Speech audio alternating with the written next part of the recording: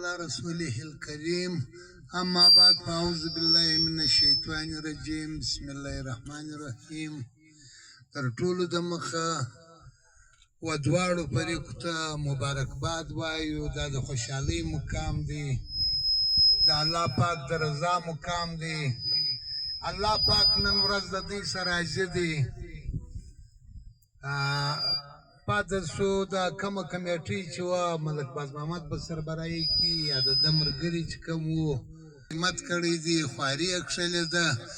باید چې د هغه ډول خواري په وطن کې وخېږي دا مشران